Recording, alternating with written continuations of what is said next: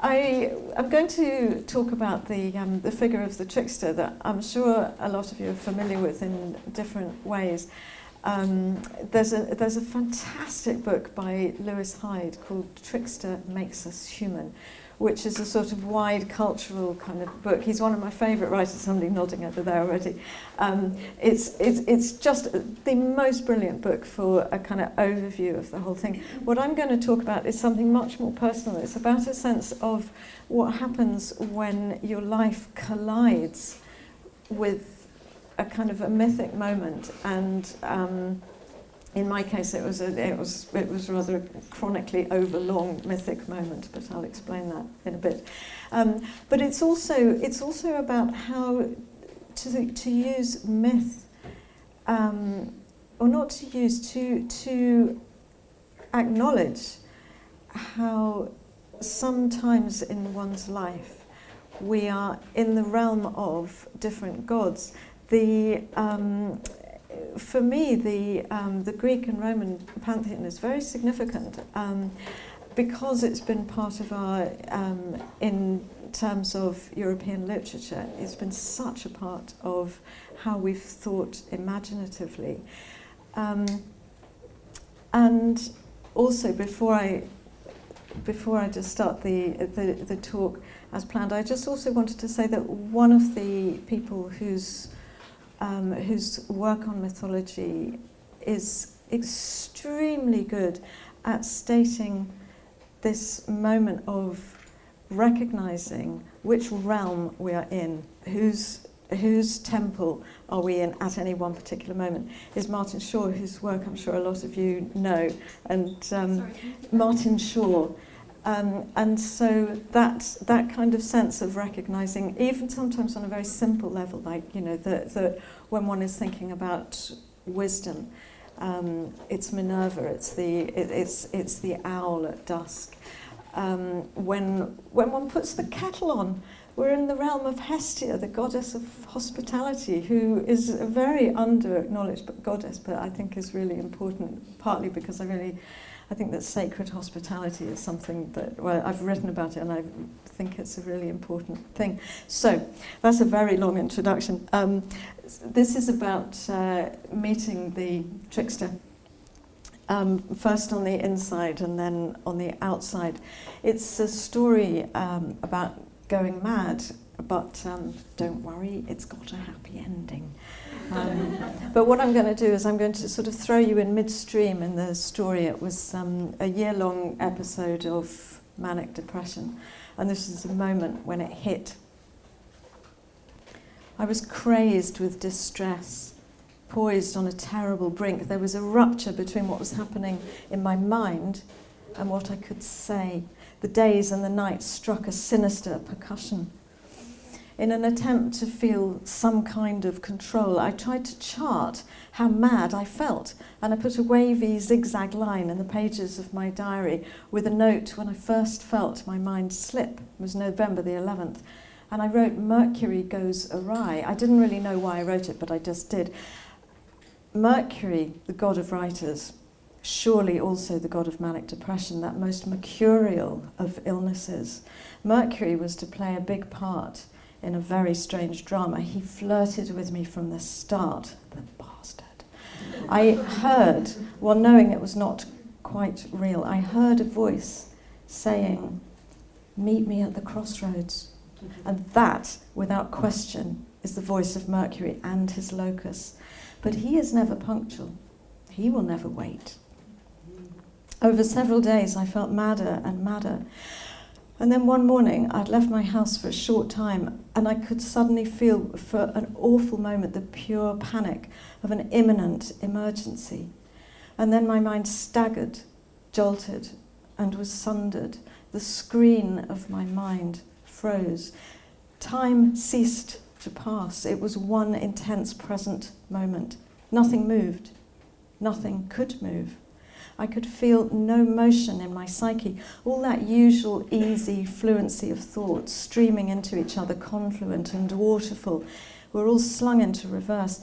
It was like the terrible sucking back of the oceans just before a tsunami crashes to the shore. but the ocean was in the wrong place. So was the sky and the shore. The horses were stampeding to higher ground. The gulls fled in fear. The wave was coming at me. I fled too, fled home, barely 200 yards, but every step counted. My mind, I've broken it, was all I could think. It was blank, deadly blank. As I got to my front door, I tried to use logic. This cannot be happening because it has never happened before. It was useless. My exclamation turned to pleading. This must not happen.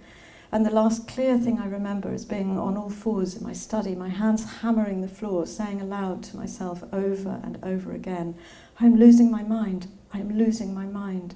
I am losing my mind. For the next 12 hours, I was in a kind of delirium. I was giggling one moment and then crying, soaring, then crashing. My moods were swinging within minutes, flinging me from the thrilling, high-wire paradise of exuberance to the wrenching agony of a pain so gripping I could hardly breathe.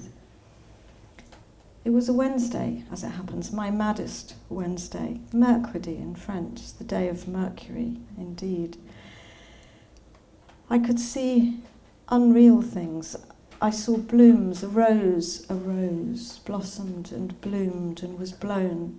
And then my hallucinations turned to blood and silence. I lost my words. I could think only in images. In the small hours of the night, I sat by my wood stove and got the giggles because I found the wood stove so comical a companion. One of my cats crept near me, and I cried in pity for its languageless state, even as I was myself. The word tristomania was invented by an 18th century psychiatrist. It precisely captures that sense of grief and hilarity, of violent sadness and mad highs of manic depression. I tried to go to bed, but my pillows made me laugh. Eventually, I fell asleep, but I woke within the hour to find my pillows soaked with tears as I'd been crying in my sleep. It was tristomania in an hour. I was set free of all ties to earth, sense, and gravity. I achieved escape velocity. I woke, if that's the word, to a weird waking dream, a flight of fire towards whatever burns, burning on the inside, in an incandescence of the mind, and out to somewhere so beyond Earth. It felt like I was circling with the moons of Jupiter, for circles appeal to the cycling mind. Jupiter is jovial, Jove, the bringer of jollity. And that thought made me gleeful, particularly because its moon is Puck, that fellow trickster who, when I began to fall, slipped away laughing. There are galaxies within the human mind, and madness wants to risk everything for the daring flight, reckless and beautiful and crazed.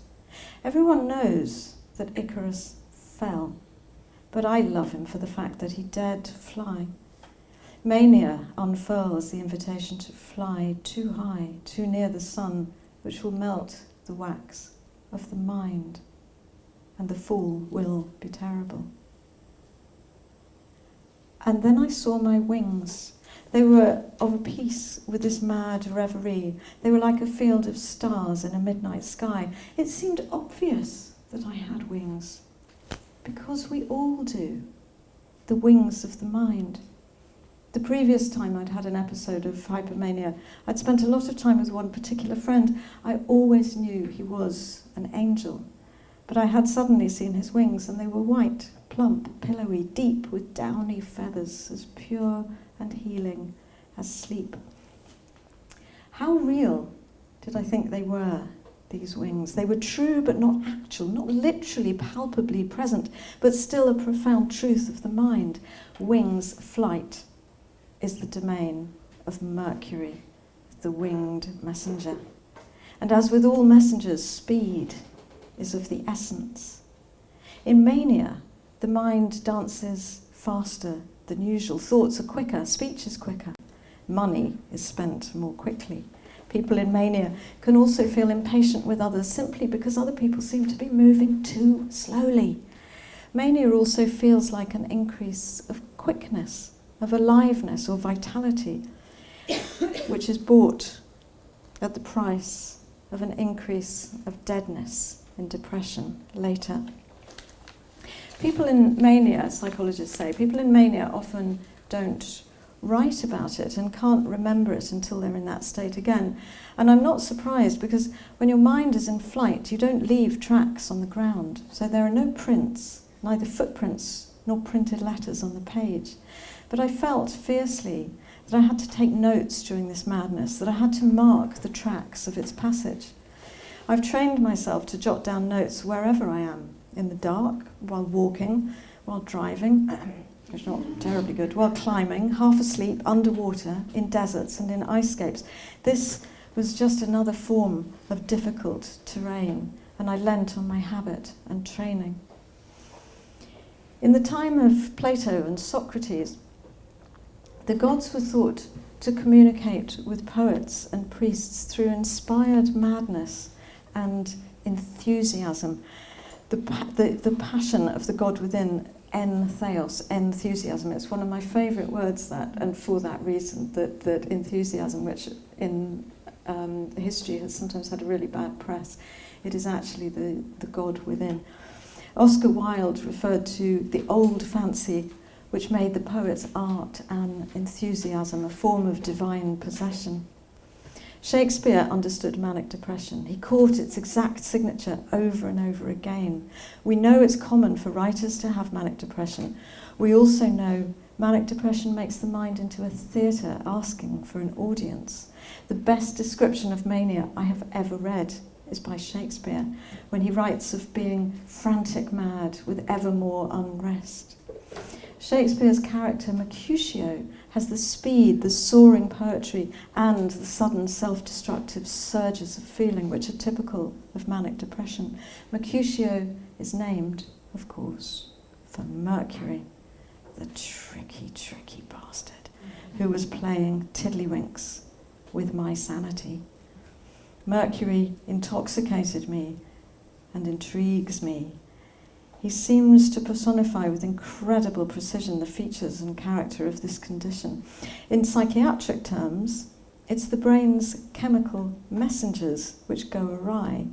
The realm of message is the terrain of Mercury. Mercury, one of the trickster gods, which a huge number of cultures seem to recognize and acknowledge it as a very specific character. So widespread, indeed, is this trickster figure that it leads me to suspect that it is in fact a code for an aspect of the human psyche recognized throughout history and across the world, and that aspect is manic depressive, the trickiest of conditions. Restless, reckless Mercury raises an electric storm in the brain. He galvanizes language, this god of metaphor and wit, yoking apart and splitting asides together. But when the mind is broken, Mercury grabs his chance, goes haywire, flicking the lights on and off, tripping all the switches. Of all the gods, he is the one whose energy quivers most fascinatingly. He's dynamic, quixotic, enigmatic. Not for nothing is Mercury the god of messengers. He's a volatile substance, a fluent flame, but he raises merry hell as he flies. The old minds shafted by his sickness, like Coleridge or Byron, taking the blame when it is Mercury who is mad, bad, and dangerous to know. Mercury tricks and is tricked. He treats and is treated, as manic depression does. He is subversive, unruly, and liminal. His thoughts fly. He gets high as a kite. The messenger god played havoc with my brain's chemical messengers, playing my mind, stealing the sleep of reason. In hypermania, it is hard to sleep. And firing nightmares, waking me with brain fever. Mercury, like all tricksters, is as libidinous as disinhibited mania. He is appetitive and hungry for food and sex. It seems to me that manic depression is a trick played on human nature, that amoral trick or treat hurling you heaven and hell. Depression is a terrible trap which snares you. Mania may liberate you, but in its disinhibition, it sets afresh a new trap to fall into.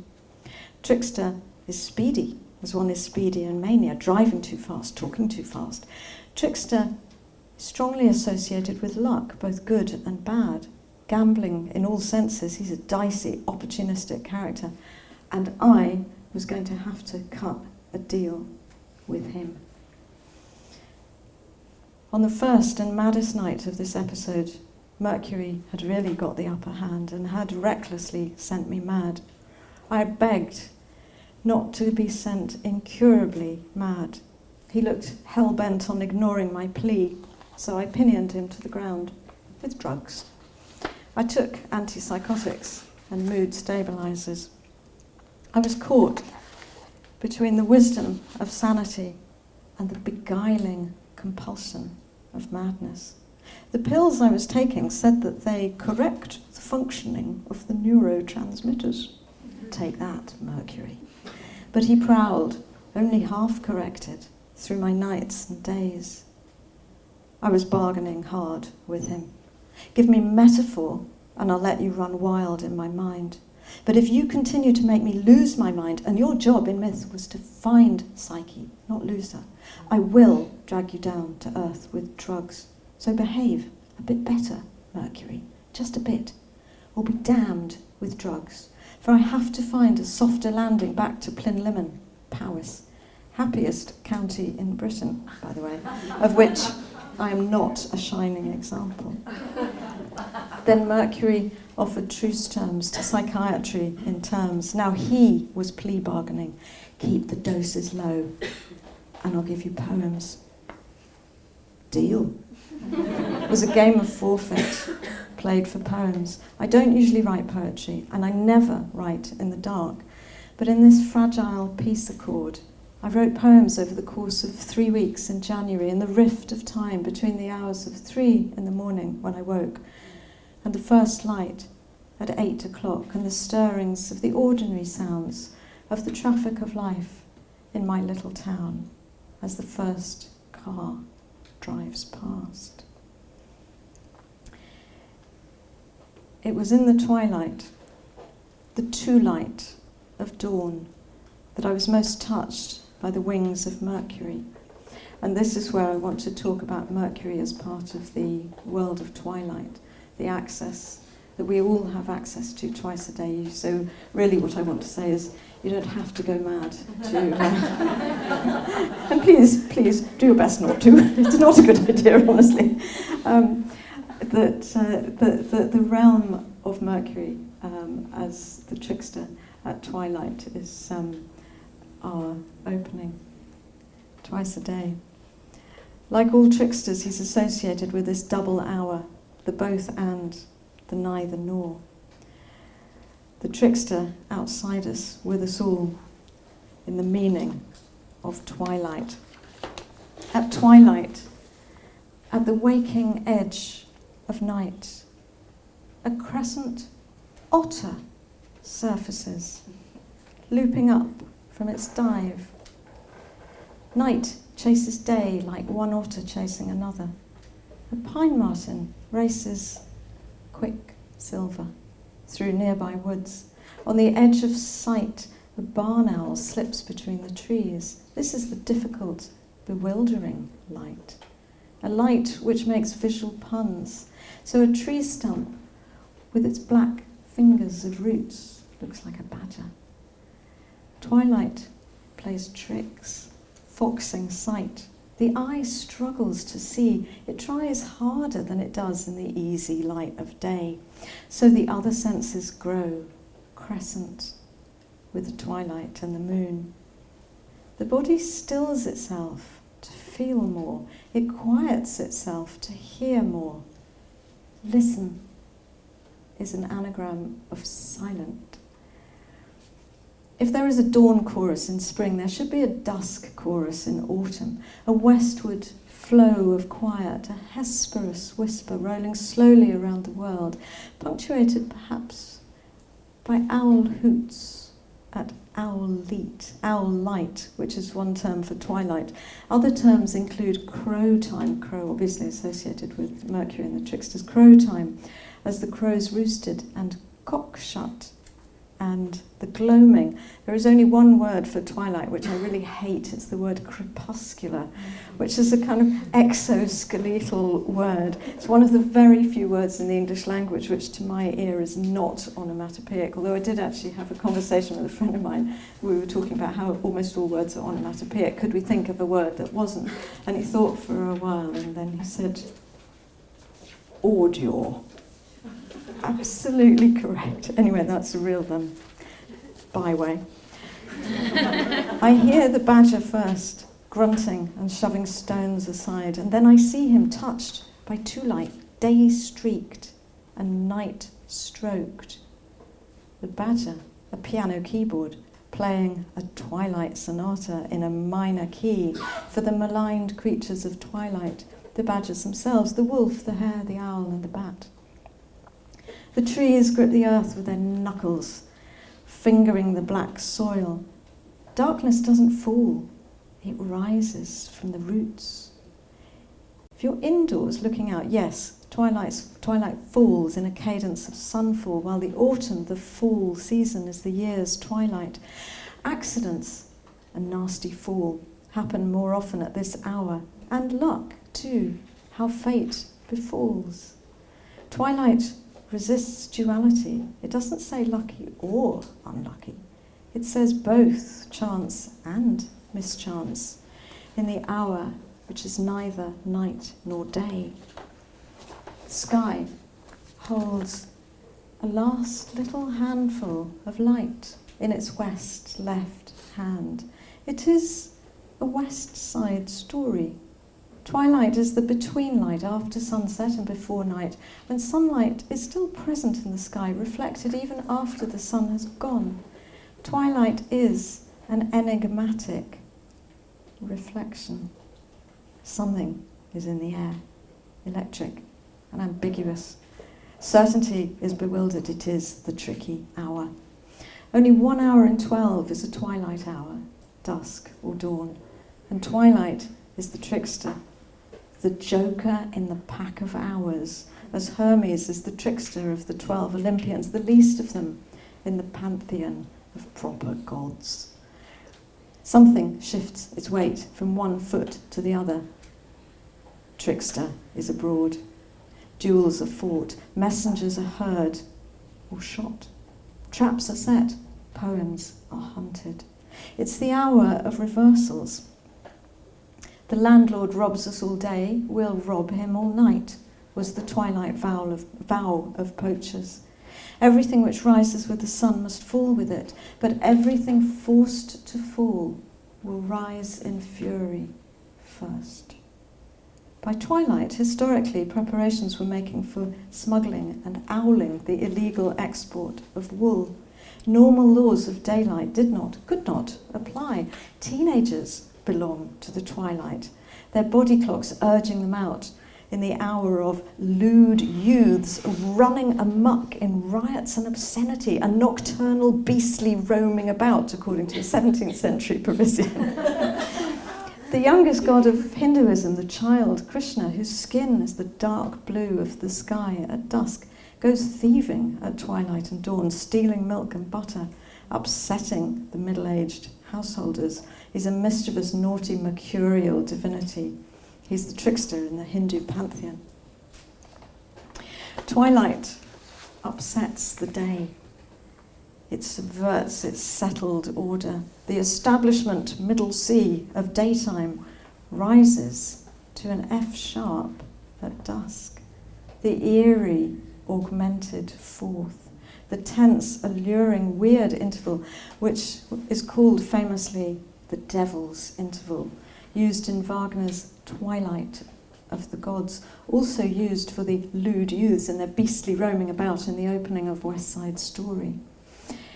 If it's played after middle C, this F sharp is the one of all the 12 notes on that piano keyboard, which will make the hairs stand up on the back of your neck. In the Middle Ages, the church actually banned the use of this interval for creating a space that let the devil in. But this gap, this interval, is necessary to let the trickster in. Trickster god of twilight. Hermes, Mercury to the Romans, god of border crossings, the road between towns, no man's land, as twilight is a no man's hour. God of gaps, margin dweller, an unpredictable god. He promises neither border control nor safe passage. The security guards are asleep, and otters have swum into their dreams. Passport controller drunk in charge of a pack of cards, and the Joker is playing them. Customs officers have emigrated. Ooh la la, they are twilighting as impressionist painters. Trickster, just on the edge of divinity, is god of all that is edgy on the periphery.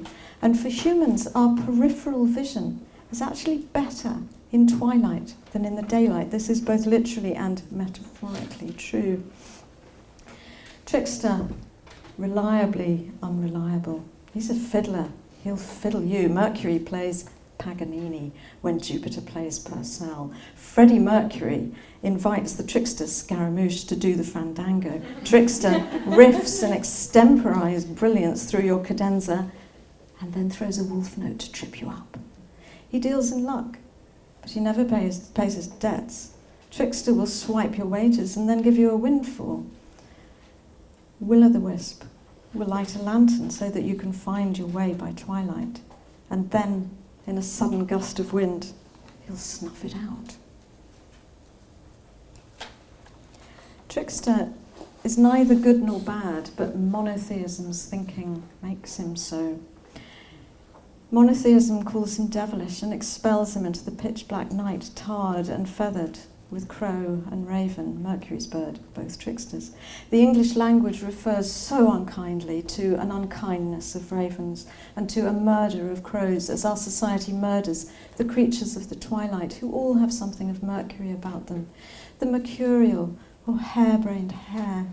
It's not illegal to shoot them, by the way. To shoot a hare is not illegal. I found one just a quarter of a mile from where I live, and it made me cry with shame. The pine marsh and quicksilver in the woods, the otter playful as a puck. Every otter, by the way, is a play on words, a one-word pun, for the word otter is related to the word water, otter water. Fishermen, though, complain that otters steal their fish. Prometheus and Loki, tricksters both steal fire. Raven steals fire too, and food. He is ravenous.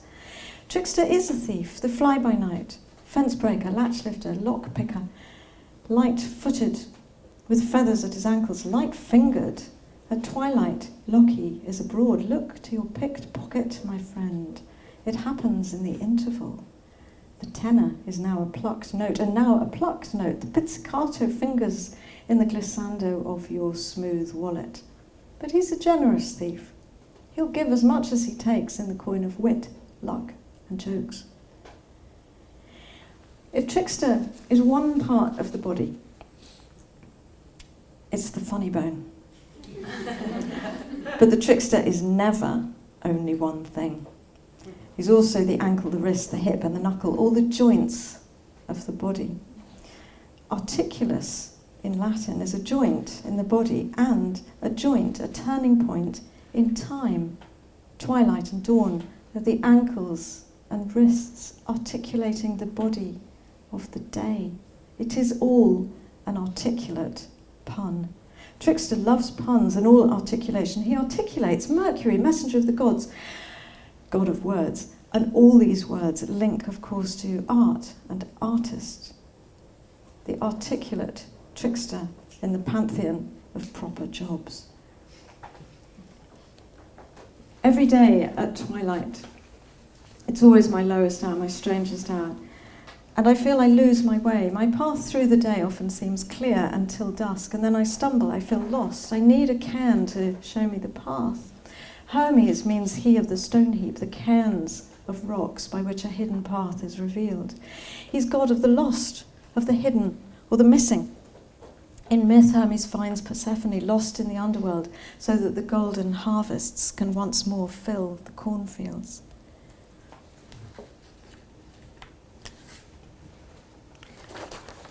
At twilight, then, I need something of Mercury, something feathered, fleet and lively. Often a beer will do, I find, but ideally I need something of Mercury. I want to catch the news, which most enjoys the dawn and the dusk, for Mercury is god of the best of the media, the naughty Humphreys of dawn and the mayor mischief makers at dusk. I can see there are some Radio 4 listeners here. Mercury, of course, was once a very common name for newspapers.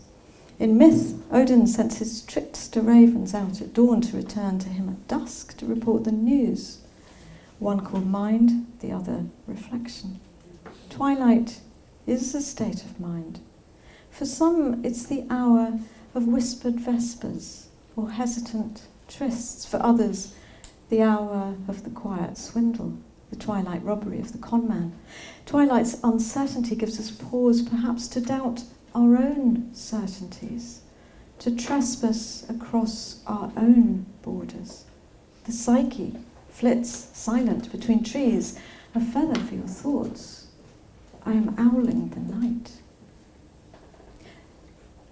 Language equates, the English language equates knowledge with light, the enlightenment. Something comes to light on an idea. We say it dawns on me, but sadly we never say it dusks on me.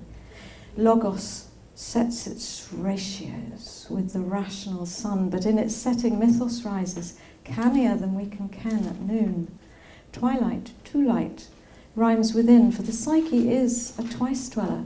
The mind, free of its daylight jesses, is ownerless as an owl, knowing things to be deeper than they appear on the surface. I have sunk my fingers to the second knuckle down in the feathers of a tawny owl before I have touched its tiny body. Now there is moonrise in the mind, and the poet is listening, thinking the world by two light, the actual and the metaphoric. There are no horizons to the mind now, no limit to its insight. The owl of Minerva comes at dusk, they say. Wisdom comes with the twilight, with the elders in their twilight knowing. But modernity ignores the mind's older dusk wisdom. It loathes the raven and crow, and it threatens to exterminate the creatures of twilight. In ancient times, dreams were not considered to be personal, but were thought to be messages from the gods, the dreamer, the messenger. Every dreamer then plays Hermes by night. And this was my dream. It was a true dream, I want to say. It was a dream to break my heart, to crack my mind like a twisted Rubik cube. It was lightning in the noon of night. In a hot sleep, I woke on the stroke of 12, the dream splitting my sleep apart as an axe splits a log, with a splitting headache on a night when all that's left to tell is the truth. It was a dream of the fury of the beasts, a living lightning shaking the world to speech, shrieking a dream from the subsoil. Everything is wounded beyond forgiveness. In its refusal to think by twilight, modernity has wrenched a world out of true, and something, a kind of cosmic patience, has snapped. Crow has got the searchlights out, coldly turning human movement to carrion. Mole is hammering nails through the gamekeeper's wrists and knees, hanging him upside down on a gibbet as a warning to others.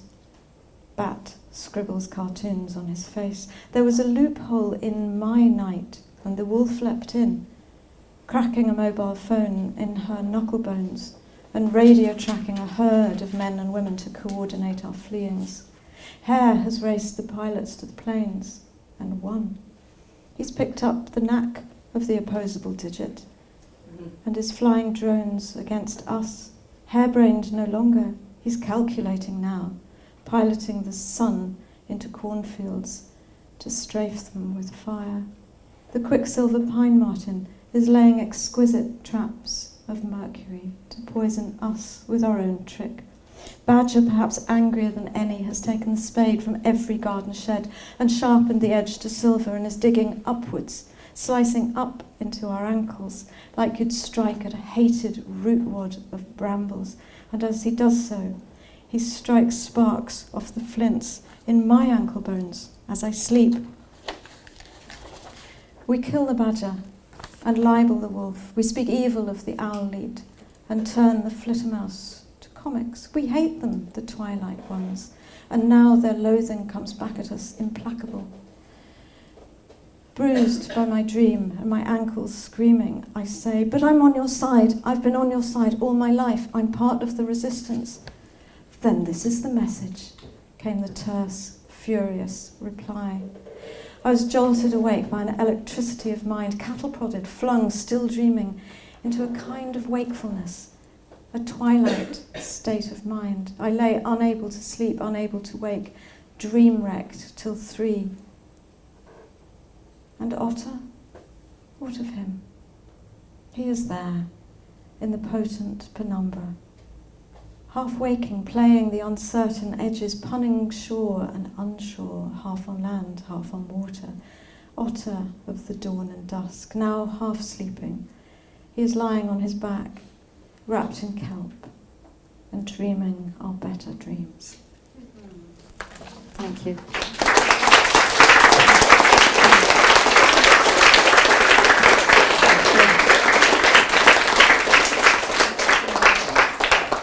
Thank you for listening. I know it's a lot to listen through without having a snooze, so thank you very much. Much appreciated. I don't know if we've got time for questions. 2 questions? 3 questions? 2 questions.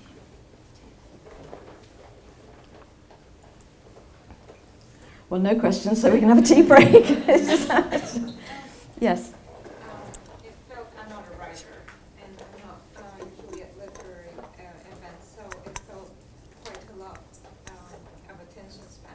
I was just wondering what place does movement have within that experience? I don't know, is it your experience or within the experience that you shared? Because it felt like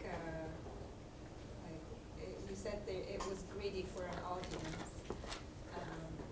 And does movement break it up? Does it ease it up, or does it make it more powerful?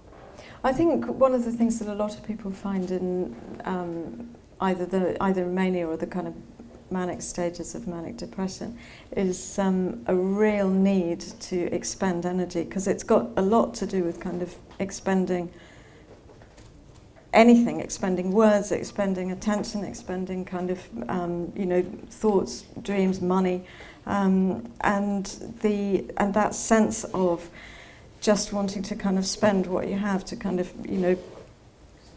run across London, or kind of, there's a great example of one of Shakespeare's clowns who Morris danced from London to Norwich in the 9 Days Wonder, and I read that and I thought, bless his little heart. He was one. He was one. So no activity balances it out a bit? Well, it's a very good idea.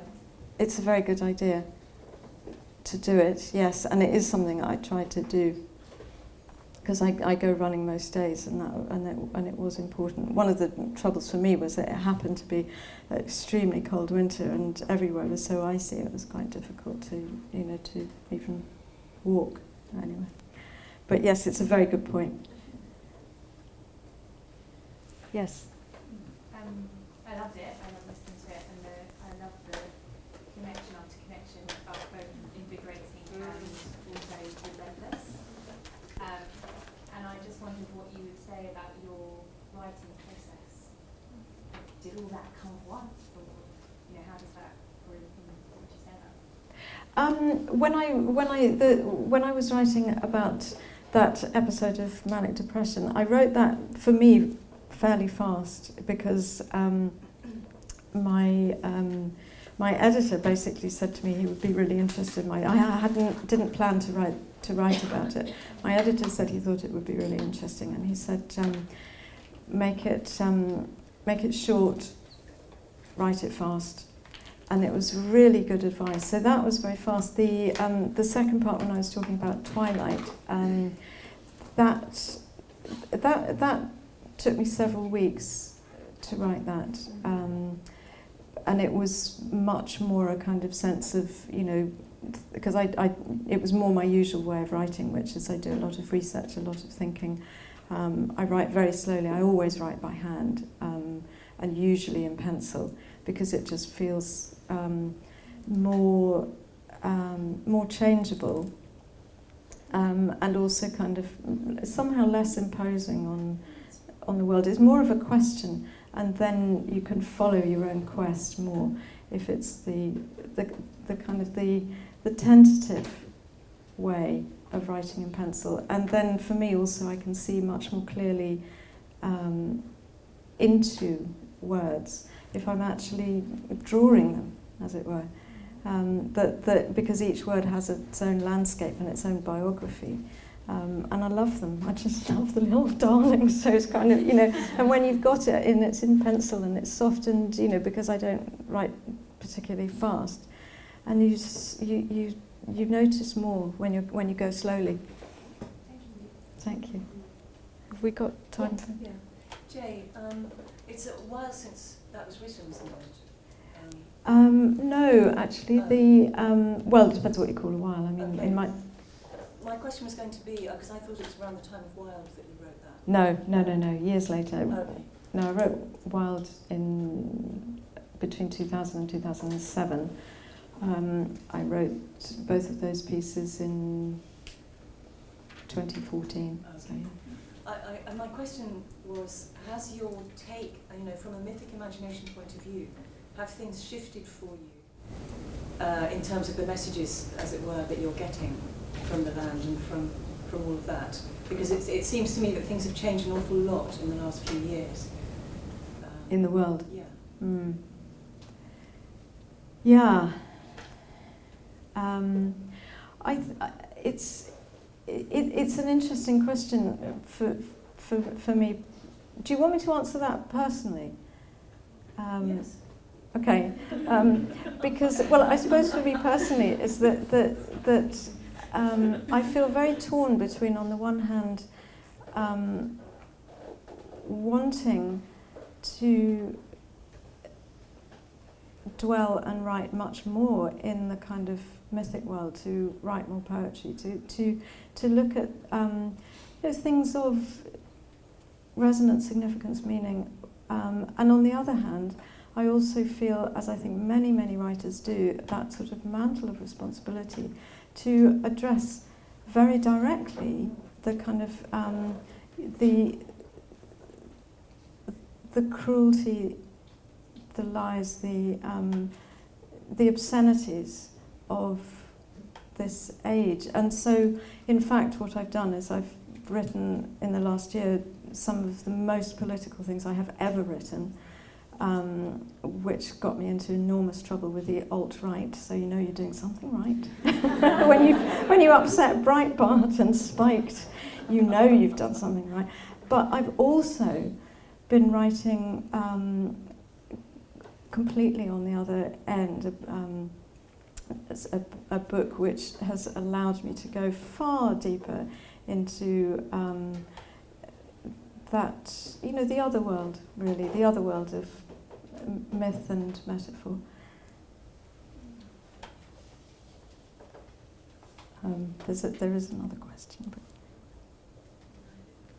But okay, so sorry about that, and I'll be around, so come and find me in a bit, and thank you very, very, very much for being here and listening.